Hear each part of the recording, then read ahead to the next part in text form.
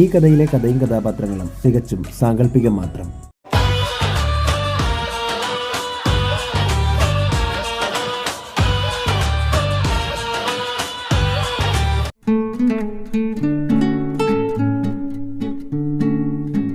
മത്സ്യലോകത്തിന്റെ രാജകുമാരി മാതുലികയെ ചതിച്ച് വിവാഹം കഴിച്ച നന്ദൻ നിധി മോഷ്ടിച്ച് കടന്നു കളഞ്ഞു. ചതിയനായ നന്ദൻ ജനിപ്പിച്ച ആ മകളെ കൊണ്ട് 25 വർഷത്തിനു ശേഷം പ്രതികാരം ചോദിക്കുമെന്ന് മാതുലിക ശപഥം ചെയ്തു.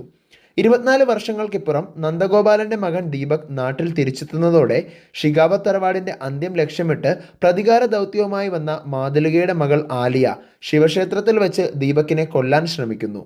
എന്നാൽ ശക്തികൾ പൂർണ്ണമല്ലാത്തതുകൊണ്ട് ബോധം മറഞ്ഞ അവളെ ദീപക് തന്നെ ആശുപത്രിയിലേക്ക് കൊണ്ടുപോകുന്നു. ആ യാത്രയിൽ ദീപകിന്റെ പഴയ കൂട്ടുകാരി വൃന്ദ അപ്രതീക്ഷിതമായി കൂടെ ചേരുന്നു. ആശുപത്രിയിൽ ബോധം തെളിഞ്ഞ ആലിയ തന്നെ ആക്രമിച്ചതിന്റെ കാരണം വെളിപ്പെടുത്താൻ തയ്യാറാകാതെ ദീപകിന്റെ മുന്നിൽ നിന്ന് ഒഴിഞ്ഞു മാറാൻ ശ്രമിക്കുന്നു. തുടർന്ന് കാണുക. ദീപകിന്റെ ചോദ്യത്തിന് മുന്നിൽ ആലിയ ഒന്ന് പതറി. പെട്ടെന്ന് അതിനിടയിൽ കയറി വൃന്ദ പറഞ്ഞു, എന്റെ പൊന്ന് ദീപ്, അവൾക്കൊരു അല്പം സ്വസ്ഥത കൊടുക്ക്, എല്ലാം പിന്നീട് ചോദിക്കാം, വാ കുട്ടി പോവാം. ഇത്രയും പറഞ്ഞ് ആലിയയുടെ കൈയും പിടിച്ചുകൊണ്ട് വൃന്ദ ആശുപത്രിയുടെ പുറത്തേക്ക് നടന്നു. ആശുപത്രിക്ക് പുറത്തേക്ക് നടക്കവേ പെട്ടെന്ന് കൊടുങ്കാറ്റ് വീശി. അന്നേരം വൃന്ദയുടെ മുടികൾ പാറിപ്പറന്നു. അവളുടെ മുതുകിൽ നിന്നും ആ മുടികൾ മാറവേ ഒരു നിമിഷം ദീപക് അവളെ നോക്കി നിന്ന് പോയി. ഏയ് വൃന്ദ, ഇവൾ ആ രഞ്ജിത്തിന്റെ സ്വന്തമാണ്. ഞാൻ മറ്റൊരു രീതിയിൽ വൃന്ദയെ കാണാൻ പാടില്ല. പക്ഷേ എനിക്കിതെന്താ സംഭവിക്കുന്നേ? ഇത്രയും പറഞ്ഞുകൊണ്ട് ദീപക് കാറിനടുത്തേക്ക് പോയി വണ്ടി സ്റ്റാർട്ട് ചെയ്തു. വാകുട്ടി, തന്നെ ഞാൻ ഡ്രോപ്പ് ചെയ്യാം. ഇത്രയും പറഞ്ഞുകൊണ്ട് ദീപക് കാറിന്റെ ഡോർ തുറന്നതും ആലിയ ഫ്രണ്ട് സീറ്റിലേക്ക് കയറിയിരുന്നു. തൊട്ടു പിന്നിലായി വൃന്ദയും. കുറച്ചുനേരം കഴിഞ്ഞതും ആലിയയെ ആ ക്ഷേത്രത്തിന് മുന്നിൽ ദീപക് ഡ്രോപ്പ് ചെയ്തു. അന്നേരം വൃന്ദ പറഞ്ഞു, ദീപ്, നിന്നെ കാത്ത് എല്ലാവരും ടെൻഷൻ അടിക്കുന്നുണ്ടാവും. നീ പൊയ്ക്കോ, ഈ കുട്ടിയെ ഞാൻ കൊണ്ടാക്കിക്കോളാം. ഇത്രയും പറഞ്ഞ് വൃന്ദ ആലിയയും കൂട്ടി ക്ഷേത്രത്തിന്റെ അടുത്തേക്ക് എത്തി. അല്ല കുട്ടി, തന്റെ വീട് എവിടെയാ ചേച്ചി? ഈ ഉലകമേ നമ്മുടെ വീടല്ലേ? അപ്പോ ഈ ക്ഷേത്രവും മണ്ണും കടലും ആകാശവും എല്ലാം നമ്മുടെ വീടാണ്. ചേച്ചി ഇനി പൊയ്ക്കോ, ഞാൻ പൊയ്ക്കോളാം. ഇത്രയും പറഞ്ഞ് ആലിയ വൃന്ദയുടെ കയ്യിൽ നിന്നും തന്റെ കൈ വേർപെടുത്തി ക്ഷേത്രത്തിനകത്തേക്ക് നടന്നു കയറി. വൃന്ദ അതേസമയം തിരികെ കുറച്ച് അകലെയായി ഒതുക്കി വെച്ചിരിക്കുന്ന തന്റെ സ്കൂട്ടറിന്റെ അടുത്തേക്ക് നടന്നതും പെട്ടെന്നാണ് അവളുടെ ശരീരത്തിൽ ചന്ദ്രന്റെ പ്രകാശം അടിച്ചത്. ചന്ദ്രന്റെ പ്രകാശം വൃന്ദയുടെ മേൽ അടിച്ചപ്പോൾ അവളുടെ ശരീരത്തിൽ അവിടെയായി മീനിന്റെ പുറം പോലെയാകാൻ തുടങ്ങി. അവളുടെ കണ്ണുകൾ ചുമന്നു. ഇതേസമയം ആലിയയെ കണ്ടുകൊണ്ട് ആ ക്ഷേത്രത്തിൽ നിന്നും മാതുലിക ഇറങ്ങി വന്നു. പെട്ടെന്നാണ് ദൂരെ നിന്നും യാദൃശികമായി മധു അക്കാര്യം കണ്ടത്. മുതുകിൽ മുഴുവൻ മീനിന്റെ പുറം പോലെയാകുന്ന ഒരു പെൺകുട്ടി. അന്നേരം അവളുടെ മുതുകിന് പിന്നിൽ ഒരു അടയാളം തെളിയുന്നുണ്ടായിരുന്നു. ടാറ്റു പോലെ തെളിയുന്ന ആ അടയാളം കണ്ടതും മാതുലിക പെട്ടെന്ന് വൃന്ദയുടെ പുറകെ ഓടി. പക്ഷേ വൃന്ദ പെട്ടെന്ന് തന്റെ സ്കൂട്ടറും എടുത്ത് വളരെ വേഗത്തിൽ അവിടെ നിന്നും പോയി. അന്നേരം മാതുലിക ഉറക്കെ വിളിച്ചു, മോളെ നിശികന്ത, മോളെ നിശികന്ത. മാതുലിക ആ പേര് ഉച്ചരിച്ചതും ക്ഷേത്രത്തിനുള്ളിൽ നിന്നും പെട്ടെന്ന് ആലിയ ഓടി ഇറങ്ങി വന്നു. അമ്മേ, അമ്മ എന്തായി പറഞ്ഞത്? നിശ ചേച്ചി. അന്നേരം മധു വിക്കലോടെ പറഞ്ഞു, അതെ മോളെ, ഞാൻ നിശയെ കണ്ടു. ഇതവള് തന്നെയാ, നിന്റെ സഹോദരി. അമ്മ എന്തൊക്കെയാ ഈ പറയുന്നത്? അതെ, വർഷങ്ങൾക്ക് മുമ്പ് എന്റെ കൈകളിൽ നിന്നും അവര് തട്ടിയെടുത്ത എന്റെ മകളെ തന്നെയാ ഞാൻ ഇപ്പൊ കണ്ടത്. എനിക്ക് ഉറപ്പാ, എന്റെ നിശികന്ത തന്നെയാ അത്. ഇത്രയും പറഞ്ഞുകൊണ്ട് 24 വർഷം മുൻപ് നടന്ന കാര്യം മാതുലിക സ്വയം ഓർത്തു. 24 വർഷങ്ങൾക്ക് മുൻപ് നന്ദൻ മാതുലികയെ ചതിച്ച ദിവസം രാത്രിയിൽ മധുവിന്റെയും അവളുടെ കുടുംബത്തിന്റെയും അടുത്തേക്ക് ഗുരുമാത വന്നു. മാതുലിക, നിനക്ക് ഇന്ദ്രദേവനിൽ നിന്നും ശാപം കിട്ടിയിട്ടുണ്ട്. ശാപം എന്ന വാക്ക് കേട്ടതും എല്ലാവരും ഞെട്ടി. എന്താ ഗുരുമാതേ അവിടെ നിന്ന് പറയുന്നത്? അതെ, ഞാൻ പറഞ്ഞത് സത്യമാണ്. ഏത് സൗന്ദര്യം കൊണ്ടാണോ ഇവൾ ആ ദുഷ്ടനായ മനുഷ്യനിൽ നിന്ന് ഗർഭം ധരിച്ചത്, അതേ സൗന്ദര്യം ഇവൾക്ക് നഷ്ടമാകും. ഇവളുടെ വയറ്റിൽ വളരുന്നത് ആ മനുഷ്യന്റെ ചോരയാണ്. ആ കുഞ്ഞിനെ ഇവൾ വയറ്റിൽ ചുമക്കുന്ന ഈ 9 മാസവും ഇവളുടെ സൗന്ദര്യം വികൃതമാവും. അതീവ സുന്ദരിയായ ഈ മധുവിന്റെ ശരീരം പകുതിയായി വാർദ്ധക്യം ബാധിക്കും. അത് പതിയെ പതിയെ കത്തി നശിച്ചതുപോലെയായി മാറും. മുഖവും ശരീരവും ഉൾപ്പെടെ പകുതി ഒരു വൃദ്ധയെ പോലെ ഇവൾ വയസ്സാവുകയും അതേ നേർപകുതി ഒരു മത്സ്യകന്യകയുടേത് പോലെ നിലനിൽക്കുകയും ചെയ്യും. പിന്നെ എല്ലാം മാറണമെങ്കിൽ 25 വർഷമെടുക്കും. ഗുരുമാതേ, ഇതിന് പ്രതിവിധിയില്ലേ?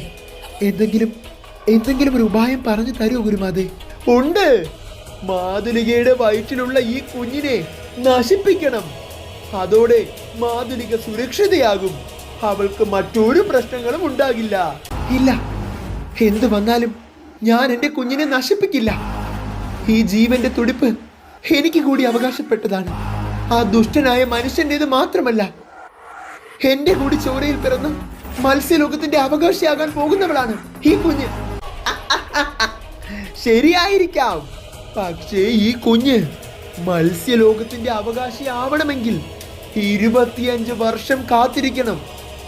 നിന്റെ വയറ്റിലുള്ള ഈ കുഞ്ഞ് ഒരു മനുഷ്യന്റെ കൂടിയാണെന്ന് മറക്കണ്ട. ആയതിനാൽ ഈ കുഞ്ഞിന് 25 വയസ്സാകുമ്പോൾ മാത്രമേ മത്സ്യലോകത്തിന്റെ ശക്തികൾ ലഭിക്കുകയുള്ളൂ. മറക്കണ്ട ഇതൊന്നും. ഈ കുഞ്ഞിനെ നശിപ്പിച്ചേക്കും മാതുലിക.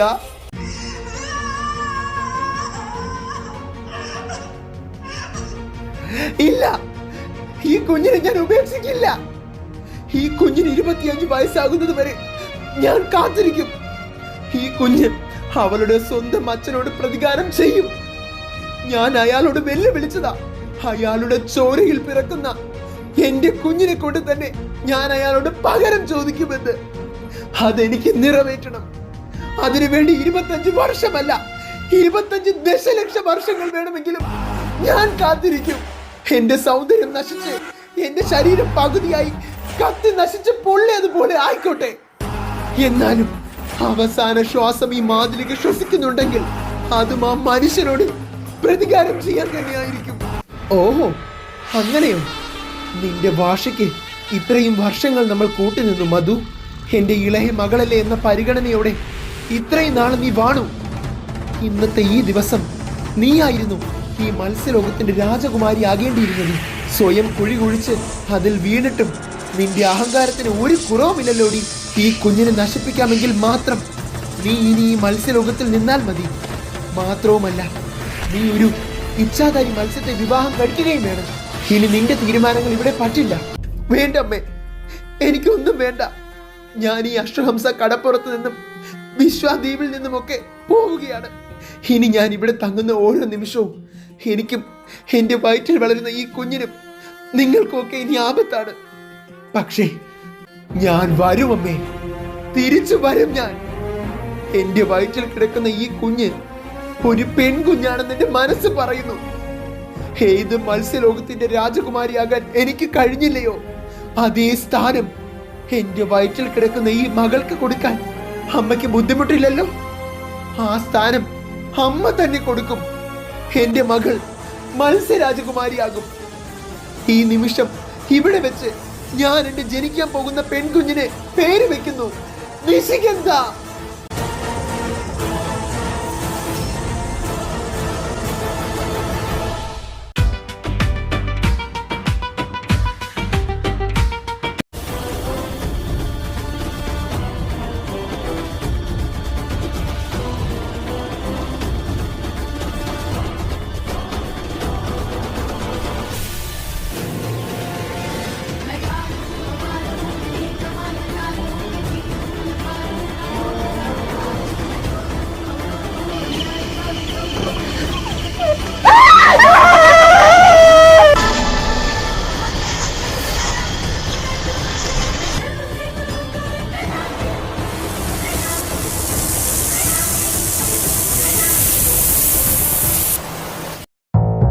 Thank you.